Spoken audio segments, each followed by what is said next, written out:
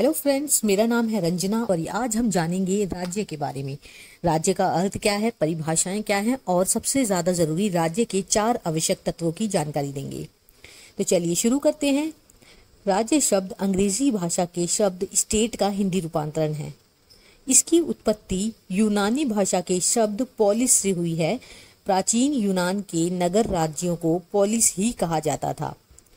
वर्तमान में नगर राज्यों का स्थान बड़े बड़े राष्ट्रीय राज्यों ने ले लिया है। राजनीतिक विज्ञान के विभिन्न विचारकों द्वारा राज्य की विभिन्न विभिन्न प्रकार से परिभाषाएं दी गई हैं। राज्य की परिभाषा के संबंध में इस विविधता को देखकर मैकाइवर ने आश्चर्य व्यक्त करते हुए कहा है, यह आश्चर्य की बात है कि राज्य जैसे स्पष्ट शब्द की परिभाषाएं विभिन्न विद्वानों ने भिन्न प्रकार से की हैं। राज्य की परिभाषाओं को 2 भागों में बांटा जाता है, पहला प्राचीन और दूसरा आधुनिक। प्राचीन विचारकों के अनुसार प्राचीन विचारक राज्य को व्यक्तियों का एक ऐसा समुदाय मानते हैं जिसे व्यक्तियों के सुख और लाभ के लिए निर्मित किया गया है। सबसे पहले अरस्तु की परिभाषा ले लीजिए।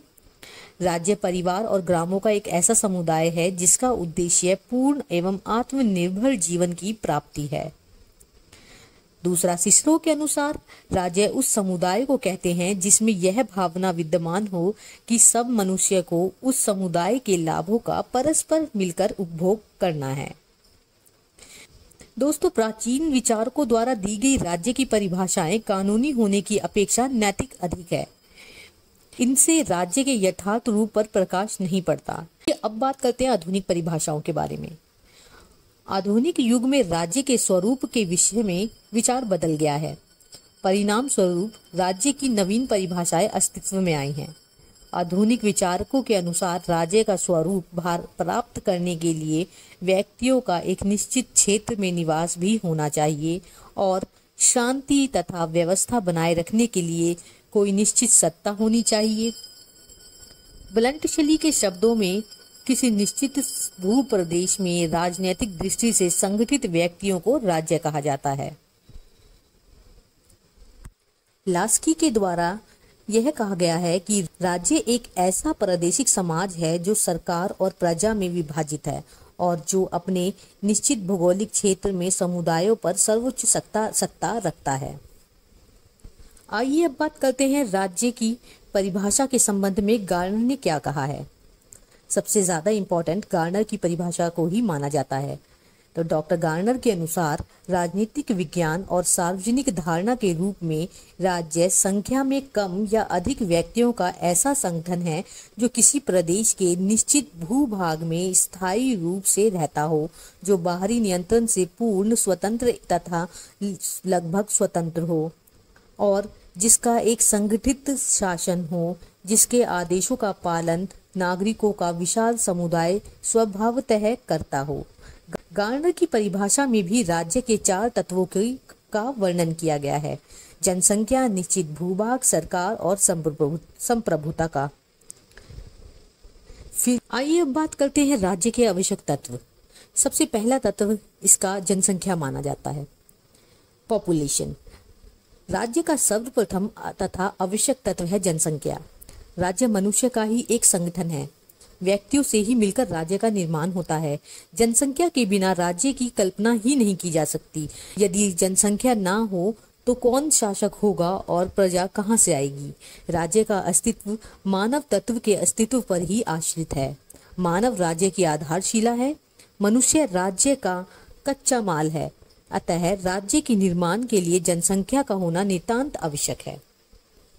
दोस्तों, इसका दूसरा जो तत्व है वह है निश्चित भूभाग, टेरिटरी। निश्चित भूभाग राज्य का दूसरा आवश्यक तत्व है। निश्चित भूभाग के अभाव में मनुष्य द्वारा व्यवस्थित जीवन व्यवस्थित नहीं किया जा सकता। ब्लंट शैली के शब्दों में जैसे राज्य का व्यक्तिगत आधार जनता है, उसी प्रकार उसका भौतिक आधार प्रदेश है। जनता उस समय तक राज्य का रूप धारण नहीं कर सकती जब तक उसका कोई निश्चित प्रदेश ना हो। आइए इसके तीसरे तत्व के बारे में बात करते हैं, वह है सरकार, गवर्नमेंट। सरकार राज्य का संगठनात्मक तत्व है। किसी निश्चित प्रदेश के निवासी तब तक राज्य का स्वरूप धारण नहीं कर सकते जब तक कि उनका यह राजनीतिक संगठन ना हो। यह राजनीतिक संगठन सरकार है जो राज्य के लक्ष्य और नीतियों को क्रियान्वित करता है। वस्तुतः सरकार राज्य का अभिन्न अंग होता है जिसके द्वारा राज्य उन उद्देश्यों की पूर्ति करता है जिसके लिए उसका संगठन किया गया है। यह वह एजेंसी है जिसके माध्यम से राज्य के संकल्प बनाए जाते हैं और उसकी अभिव्यक्ति होती है। इसके 4 तत्व के बारे में बात करें तो वह है संप्रभुता, सोवेरेनिटी। गैटिल के शब्दों में संप्रभुता ही राज्य का वह लक्षण है जो उसे अन्य समुदाय से अलग करता है। संप्रभुता सर्वाधिक महत्वपूर्ण तत्व है। संप्रभुता राज्य का प्राण है।